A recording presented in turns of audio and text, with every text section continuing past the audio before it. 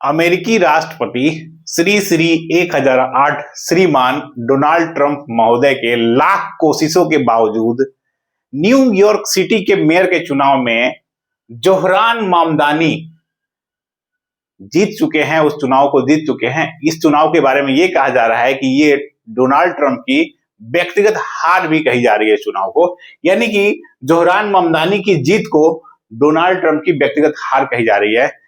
आज के इस वीडियो में हम इसी पे चर्चा करेंगे, इससे संबंधित कुछ पहलुओं पे चर्चा करेंगे। पहला कि न्यूयॉर्क सिटी के मेयर का चुनाव क्यों मायने रखता है और क्यों कहा जा रहा है कि न्यूयॉर्क सिटी का मेयर काफी शक्तिशाली होता है। दूसरा, जोहरान मामदानी के खिलाफ चुनाव में लड़ने वाले और कौन कौन से लोग थे। तीसरा, डोनाल्ड ट्रंप किसका समर्थन कर रहे थे।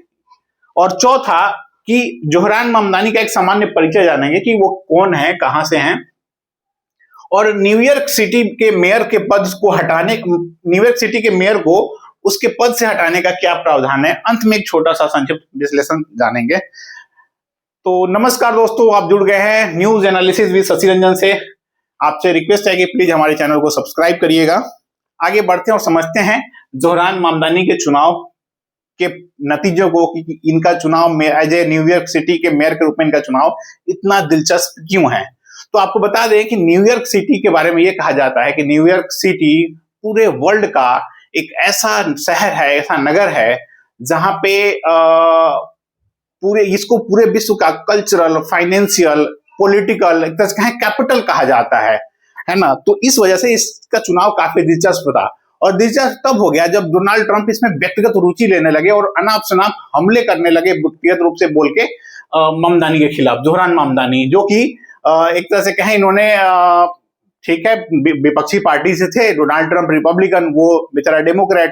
तो आप डेमोक्रेट पे हमला करेंगे, लेकिन हमला इतना व्यक्तिगत हो गया था कि इसके कारण से ये अंतर्राष्ट्रीय न्यूज में काफी चर्चा में है और आज ही ये चुनाव जीते हैं, आज ही इसका परिणाम आया है। तो एक बार समझते हैं कि इस न्यूयॉर्क सिटी का क्या क्या महत्व है और उसमें वहां का जो मेयर होता है वो इतना महत्वपूर्ण क्यों होता है। तो दरअसल न्यूयॉर्क सिटी में जितनी भी सरकारी सेवाएं हैं, जो सरकारी संपत्तियां हैं, पुलिस, फायर डिपार्टमेंट, और यहां तक कहें कि न्यूयॉर्क स्टेट और सिटी का जो लॉ एंड ऑर्डर होता है उसको पूरी तरह से संभालने का जिम्मा न्यूयॉर्क सिटी के मेयर के पास होता है। इसीलिए इस मेयर का जो चुनाव होता है, डायरेक्ट चुनाव होता है, तो इस चुनाव में इनका जो एक तरह से कहें जो जीत हुई है तो वो काफी मायने रखती है। इसके अलावा न्यूयॉर्क सिटी के बारे में कहा जाए कि इसका जो बजट है ना, वर्ल्ड के कई ऐसे सिटीज हैं जो इसके बजट के बराबर नहीं है। और पिछले साल 2024 में इसका बजट लगभग 112 बिलियन डॉलर था।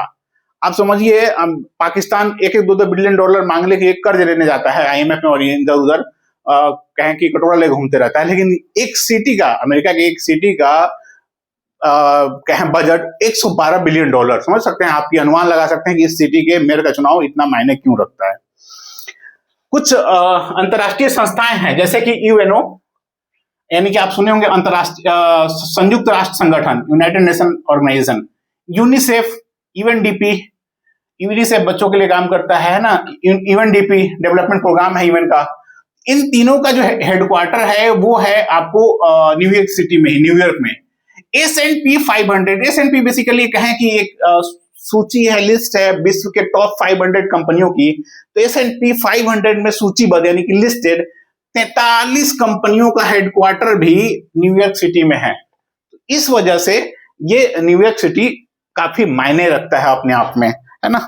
न्यूयॉर्क सिटी को आपको मैं बता दूं वर्ल्ड का फाइनेंशियल कैपिटल भी कहा जाता है। अब आते हैं दूसरे पॉइंट पे कि इनके खिलाफ चुनाव के मैदान में कौन कौन था। तो यहां पे आप देखेंगे 2 नाम लिखा हुआ है, एंड्रयू कुओमो और दूसरा है कर्टिस स्लीवा। तो दरअसल कर्टिस स्लीवा ये जो है ये डेमोक्रेटिक, ये रिपब्लिकन उम्मीदवार थे, डेमोक्रेटिक थे ये। जोहरान मामदानी रिपब्लिकन उम्मीदवार, जिस रिपब्लिकन उम्मीदवार के तौर पर ट्रंप जीते थे, तो वही कर्टिस स्लीवा इसके उम्मीदवार थे। इनको मात्र इलेक्शन में 7.1% वोट मिला है। न्यूयॉर्क स्टेट के x governor Andrew Cuomo, New York के एक्स गवर्नर थे, इन्होंने इंडिपेंडेंट तौर पे चुनाव लड़ा था। ये 41.6% वोट लाए हैं। और मामदानी को 50.4% मिला है। 50% से ज्यादा है, तो इनको विजयी घोषित कर दिया गया है। मामदानी के चुनाव में ये कहा जा रहा है कि ट्रंप को लग गया था कि जो रिपब्लिकन उम्मीदवार हैं कर्टिस लीवा, इनकी हार होने जा रही है, तो ट्रंप ने एक्स पे ट्वीट करके यहां तक कह दिया कि एंड्रूज क्वोमो को जिताया जाए। अगर ये नहीं जीतते हैं, एक तरह से उन्होंने वहां के लोगों को, जो 20 लाख से ज्यादा मतदाता हैं, वोटर्स हैं वहां के, न्यूयॉर्क सिटी के, उनको इंडायरेक्टली धमकी दी थी कि मैं न्यूयॉर्क का फंडिंग रोक दूंगा। यहाँ के एक तरह से कहें, ये व्यक्ति विनाशकारी सिद्ध होगा और अगर आप इसको नहीं रोकेंगे, जीत जाता है, तो मैं न्यूयॉर्क की फंडिंग रोक दूंगा। देखते हैं, अब तो जीत गया है भाई साहब, आगे क्या होता है इसमें। ठीक है, जोहरान ममदानी जो चुनाव जीते बेसिकली, तो इन्होंने किन किन मुद्दों पे चुनाव लड़ा था, चुनाव में कौन था, ये तो हमने डिस्कस कर दिया कौन से मुद्दे थे। तो जो सबसे बड़ा मुद्दा था न्यूयॉर्क सिटी के लिए, वो था हाउसिंग का मुद्दा, अफोर्डेबल हाउसिंग, यानी क्या है, किफायती दरों पे लोग घर खरीद सकें, जो मिडिल क्लास के लोग होते हैं उनके लिए। दूसरा, वहां पे रेंट पे रहने वाले बहुत लोग हैं, काफी खास भारतीय छात्र भी, अलग अलग देशों के छात्र भी हैं, वो भी रेंट पे रहते हैं, तो उनके लिए भी एक अपर लिमिट, जो किराए की अपर लिमिट होती है, वो तय करने के उन्होंने चुनावी वादे किए थे। कुछ उनकी ऐसी घोषणाएं थी, जैसे उनका कहना था कि न्यूयॉर्क सिटी में हर 4 में से 1 आदमी गरीब है, तो वो इस चुनाव में ये भुनाने की कोशिश की है। उन्होंने ये भी कहा कि न्यूयॉर्क सिटी में आज भी 5 लाख से ज्यादा बच्चे एक टाइम भूखे पेट सोते हैं, यानी कि रात में बिना खाए सो जाते हैं। तो 4 में से 1 व्यक्ति गरीब, 5 लाख बच्चे भूखे सो जाते हैं। इसको उन्होंने इतना भुनाया इस चुनाव में, कैंपेन में, कि उसका हद हिसाब नहीं है। वहां वाली गरीबी को भारत की गरीबी से नहीं तुलना करिएगा। भारत में गरीबी बहुत अलग किस्म का है। यहाँ जो गरीबी का मापदंड है, और वहां पे है ना, वहां सापेक्ष गरीबी, और यहाँ पे हम निरपेक्ष गरीबी की बात करते हैं। तो वहां वाली गरीबी क्या है, अमीरों से तुलना की जाती है कि अमीरों से आप कितने गरीब हैं, है ना। तो उस वाले कंडीशन में 4 में से 1 व्यक्ति गरीब है, और यहाँ पे इसका छोड़ देते हैं, कैलोरी मॉर्निंग और ये सब था, है ना। तो ये सब चीजें थी, और इस सब आधार पे उन्होंने इलेक्शन का पूरा कैंपेन करा था। तो इसी कारण से इन्होंने खुद को सेल्फ डिक्लेयर्ड डेमोक्रेटिक सोशलिस्ट कहा था। डेमोक्रेटिक कैंडिडेट थे ही, साथ में उन्होंने सोशलिस्ट भी जोड़ा था। कारण यह है कि इनका झुकाव थोड़ा ना समाजवादी जो प्रभाव होता है उस पे। आपको याद होगा, भारत के स्वतंत्रता संग्राम के दौरान भी सोशलिस्ट डेमोक्रेसी का, सोशलिस्ट डेमोक्रेट कैंडिडेट्स का काफी बोलबाला रहा था। उसमें जवाहरलाल नेहरू का भी नाम आता है, जेपी नारायण का भी नाम आता है, तो कुछ ऐसे लोग थे। तो खैर, उससे तुलना नहीं कर रहे, मैं ये बता रहा हूँ कि सोशलिस्ट, ये डेमोक्रेट सोशलिस्ट थे बेसिकली, है ना। तो इन्होंने इस वादों पे काफी अपने एक तरह से कहें, न्यूयॉर्क की जनता को 50.4% वोट लाना अपने आप में मायने रखता है। जनता वहां की काफी शिक्षित होती है, अनपढ़ तो है नहीं कि ट्रम्प साहब आएंगे कह देंगे कि हाँ हम फंडिंग रोक देंगे तो वोट नहीं देंगे, ऐसा कुछ होने जाना है। डेमोक्रेटिक कंट्री है ना वहां पे भी, तो ये चीज है। और 1 जनवरी 2026 को इनका शपथ ग्रहण होगा। आपको याद होगा कि ये 4 साल के लिए होता है न्यूयॉर्क का पोस्ट, और हर 4 साल में फिर इलेक्शन होगा, अगले 4 साल बाद फिर इलेक्शन होगा। तो ये होता है, और कोई भी व्यक्ति जीतता है तो 2 टर्म के लिए, यानी 1 बार और पुनर्नियुक्त हो, रीइलेक्ट हो सकता है। तो ये प्रोविजन है वहां के लिए। अब आते हैं कि ट्रंप ने जो सपोर्ट किया था, तो ट्रंप किस किस हद पे गए थे। ट्रंप ने इनको जैसे मैंने बताया, डेमोक्रेटिक सोशलिस्ट थे, इसको कम्युनिस्ट करार दे दिया कि ये कम्युनिस्ट व्यक्ति है। जोहरान ममदानी कम्युनिस्ट कहते कहते वो इनडायरेक्टली रूस और चीन के नेताओं से तुलना करने लगे। वो कहने लगे ये व्यक्ति अगर जीत गया तो वाकई में बहुत बड़ा विनाश सिद्ध होगा न्यूयॉर्क सिटी के लिए, यानी कि इनकी जीत विनाशकारी सिद्ध होगा। किसके लिए? न्यूयॉर्क सिटी के लिए। पता नहीं कैसे कैसे उन्होंने क्या अनुमान लगाया होगा और कैसे कैसे आलोचना किया, इसका मैं लास्ट में विश्लेषण करूंगा। तो ये सब चीजें थी। ट्रंप ने ये भी कई लोग ये कहते हैं कि जो वहां के लोकल वोटर्स थे उनके मन में कई अलग अलग तरीके से कैंपेन चलाया कि इसको हराया जाए व्यक्तिगत तौर पे। तो एक अमेरिका का राष्ट्रपति कहां पे इन्वॉल्व होता है? न्यूयॉर्क सिटी के मेयर के चुनाव में। सोचिए कितना बड़ा वो है। उस पर आते हैं अभी। अब आते हैं जोहरान ममदानी के बारे में कि ये है कौन। तो दरअसल इनका जन्म जो है कंपाला, युगांडा एक देश है साउथ अफ्रीका का, वहां की राजधानी कंपाला थी। कंपाला में इनका जन्म हुआ था। इनकी माता का नाम है मीरा नायर, बहुत बड़ी फिल्म इंडस्ट्री थी, भारत की हैं मीरा नायर, भारतीय मूल की हैं बेसिकली। इसी कारण से इनको भारत से भी कनेक्शन किया जा रहा है कि भारतीय मूल की या साउथ एशियन मूल के व्यक्ति न्यूयॉर्क में मेयर चुनाव हुआ है। इनके पिता का नाम है कोलंबिया में प्रोफेसर है महमूद ममदानी। इसी वजह से ये कहा जा रहा है कि ये पहले महमूद ममदानी कि ये पहले मुस्लिम व्यक्ति हैं जो न्यूयॉर्क सिटी का मेयर चुने गए हैं, इस वजह से भी। अब एक और चीज अब आ जाते हैं कि न्यूयॉर्क सिटी के मेयर को पद से हटाने का क्या प्रोविजन है। तो पद से हटाने का प्रोविजन ये है कि New York city basically New York state के अंदर, अमेरिका में 50 स्टेट्स हैं, 5x10 कर दीजिए, तो 50 स्टेट में से एक स्टेट है न्यूयॉर्क, उसका एक सिटी है न्यूयॉर्क सिटी। वहां का जो न्यूयॉर्क का जो गवर्नर होता है वो सिटी के मेयर को हटा सकता है, किस आधार पे? कदाचार के आधार पे या फिर करप्शन वगैरह के मामले के आधार पे। लेकिन वो उसके पहले जांच करता है, जांच में यदि सही पाया जाता है कि हाँ ये दोषी होता है कोई भी मेयर, तो उसको हटा दिया जाता है उसके पद से।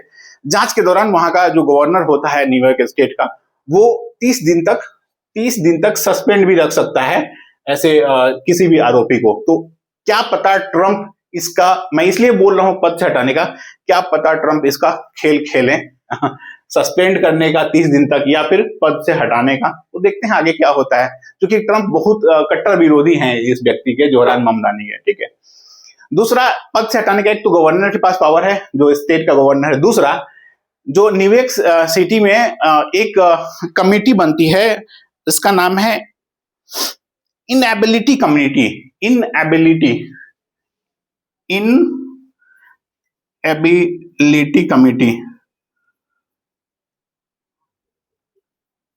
इसमें 5 मेंबर्स होते हैं। यदि ये 4/5 यानी कि 5 मेंबर में से 4 ये प्रस्ताव पारित करें कि न्यूयॉर्क सिटी के मेयर को हटाना है, तो ये आयोग, एक वहां की जो लोकल काउंसिल होती है, सिटी काउंसिल, वहां पे इनको इस प्रस्ताव को भेजा जाता है, फिर वहां पे जांच होता है, फिर सिटी काउंसिल जो है वो 2/3 मतों से अगर पारित करती है सिटी काउंसिल 2/3 मतों से, तो जाके हटाया जाता है। तो 2 प्रोविजन हटाने के, एक गवर्नर न्यूयॉर्क का जो स्टेट का गवर्नर है वो हटा सकता है, या फिर न्यूयॉर्क सिटी का जो काउंसिल होता है वो 2/3 बहुमत से किसकी सिफारिश पे? इनएबिलिटी कमेटी की सिफारिश पे, जो कि 4/5 उसके सदस्य कहे, 5 में से 4 कहे हटाना है, और उसके बाद यहाँ पे सिटी काउंसिल के 2/3 लोग कहें कि हटाना है, तब जाके उसको पद से हटाया जा सकता है। तो ये था पूरा एक तरह से कहें जोहरान ममदानी के और न्यूयॉर्क सिटी के मेयर के बारे में एक संक्षिप्त परिचय। दोस्तों, आपको बता दें कि ट्रंप इतना व्यक्तिगत तौर पे जो इसमें शामिल हुए, आपको सिंपल सा आप सोचिएगा, ट्रंप है कौन? ट्रंप आज की डेट में ये कहा जाए यूएसए का प्रेसिडेंट है, यानी कि वर्ल्ड का सबसे शक्तिशाली लीडर है। और वर्ल्ड का सबसे शक्तिशाली लीडर स्टेट के भी गवर्नर के चुनाव में नहीं, एक सिटी के चुनाव में, सिटी के मेयर के चुनाव में इन्वॉल्व होता है व्यक्तिगत रूप से। तो आप सोचिए कि वो कहां से कहां आ रहा है ना। ऐसे ही मुझे याद आ रहा है 90s के दशक में, यानी कि 1990 के दशक में भारत में एक पीएम हुआ करते थे, मैं नाम नहीं लूंगा। कर्नाटका के स्थानीय चुनाव में, यानी कहें कि जो नगर निगम वगैरह का चुनाव होता है, बैठे थे पीएम पे, यहाँ देश के पीएम पे दिल्ली में बैठे हुए हैं, और कर्नाटका में नगर निगम वगैरह के चुनाव में दिलचस्पी ले रहे हैं कि उनकी पार्टी की क्या स्थिति है। कुछ इसी तरह से ट्रंप का हालचाल है कि वो खुद रिपब्लिकन कैंडिडेट को, उनको पता था नहीं जीतेगा, तो उन्होंने इंडिपेंडेंट कैंडिडेट कुओमो को सपोर्ट कर दिया, और उसके बाद ये भी अनाप शनाप बयानबाजी कर रहे हैं कि हम फंडिंग रोक देंगे। तो भाई आपको लड़ना है, चीन से लड़ो ना, भारत से लड़ो, यूएसए से, रसिया से लड़ो, जहां से आपका ट्रेड वार चल रहा है, यूक्रेन रूस को लेके वहां आप छिड़े हुए हो। वर्ल्ड में इतनी सारी समस्याएं हैं, इजराइल फिलिस्तीन का मुद्दा है, सऊदी अरेबिया कतर का मुद्दा है ना, गल्फ कंट्री में ईरान का मुद्दा है। इनसे लड़ो, का उलझे पड़े हो न्यूयॉर्क सिटी के मेयर से। ठीक है दोस्तों, आज के वीडियो में इतना ही। आपको वीडियो अच्छा लगे प्लीज इसको लाइक करिएगा, चैनल को सब्सक्राइब करना नहीं भूलिएगा। नमस्कार, धन्यवाद।